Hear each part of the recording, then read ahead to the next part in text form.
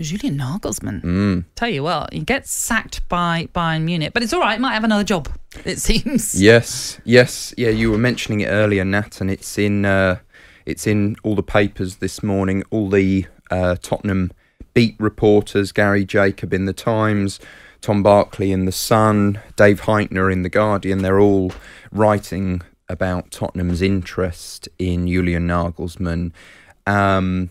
He was. It's interesting. Konstantin Ekner in the Times mentions that he was skiing when he confirmed when the departure was confirmed from Bayern, and it was all downhill then. Yeah. Hey. Sorry.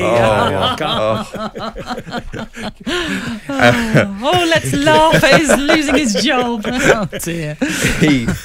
He and of course he was stunned by it, but it looks like there's potential for another opportunity at Spurs because Tottenham do want to speak to him.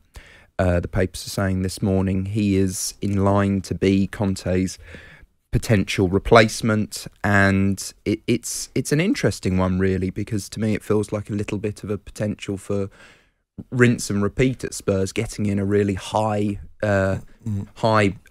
valued, really big potential coach, and actually it's just the same cycle happening over and over again. Is it 2 and 2 makes 5 here? Because it feels like this Nagelsmann's lost his job and not Conte's still there, which I don't believe. I don't think any of us think he will be by the middle of next week. Is it? I don't think it's 2 and 2 makes 5. I think it is Spurs suddenly sensing an opportunity that didn't exist a week ago, a few days ago. They wanted him before. In 2019, they wanted him to be Pochettino's replacement, and he didn't want to do it then. Now, it's clear why, because he had the Bayern Munich job lined up. So he didn't want to do it at that point, which makes total sense. Now, would he want to go from Bayern getting sacked and stunned by getting sacked and go straight into another league mid-season, a club in quite a lot of turmoil, really, real uncomfortable atmosphere between fans and the hierarchy at that club at the moment. Does he want to take that on?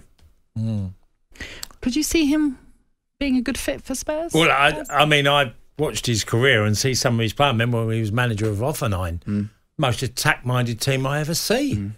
I remember they got Liverpool and had him in the Champions League, and I remember watching him and thinking, I've never seen a team attack so much from every area of the pitch, and he loves to do that, and that can be reflected in some of his results. I'm just reading here as to why he might have lost his job at Bayern Munich, because actually if you look on paper, it's still been a pretty decent season for them. It's still in the Champions League. They are second, but only a point off Borussia Dortmund, who they play next in the Bundesliga, so they could reclaim top spot.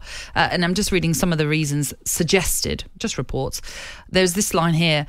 The fact Nagelsmann has shown a tendency to antagonise key members of the dressing room. So you're going to go from Conte, who antagonises key members of the dressing room, to potentially Nagelsmann that does the same. Yes, but what levels of antagonism? True, I don't think they'll quite reach the Conte levels with Nagelsmann. No. One thing to I don't quite want to fan the flames of Spurs fans, but one thing to mention as well is that I was told that the guy who has replaced Nagelsmann at Bayern, Thomas Tuchel, Spurs could have potentially had him. They just didn't move fast enough. Yes. And I wonder whether that is what accelerated Munich moving for him, because of the fact he was going to be a man in demand. We saw what he did at Chelsea. We've seen what he did at Borussia Dortmund, and he's the kind of guy who can transform a team overnight. We saw that. I'm not sure Spurs fans could suffer a third Chelsea manager. I'm not sure they could.